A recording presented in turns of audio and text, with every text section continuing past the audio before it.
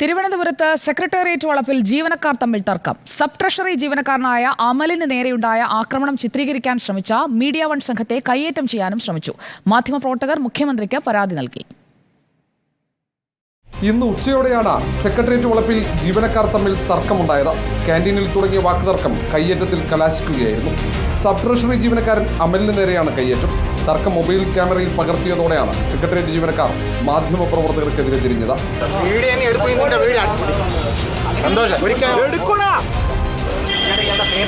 നീ എന്റെ മേത്ത് കൈവച്ചു, നീ എന്റെ മേത്ത് കൈവച്ചു. തിരിച്ച് കൈവെക്കുന്ന അല്ല എന്റെ സ്വഭാവം. എന്റെ പേര് മുഹമ്മദ് ആഷിഖ്. ഞാൻ മീഡിയ വണ്ണിന്റെ തിരുവനന്തപുരത്ത് റിപ്പോർട്ടറാണ്. നിങ്ങളുടെ പേരെന്താണ്? നിങ്ങളുടെ ഇവിടുത്തെ എന്താണ് ജോലി? എന്താണ്? പറ. Media One reporter Muhammad Ashiq, video journalist Sijo Sudhakaran എന്നിവർക്ക് നേരെയാണ് കയ്യേറ്റം. ക്യാമറ തല്ലിപ്പൊളിക്കുമെന്നായിരുന്നു ഭീഷണി. സബ് ട്രഷറിയുടെ മുന്നിലായിരുന്നു സംഭവം. ഭരണാനുകൂല സർവീസ് സംഘടനാ പ്രവർത്തകരാണ് മാധ്യമപ്രവർത്തകരെ കയ്യേറ്റം ചെയ്യാൻ ശ്രമിച്ചത്.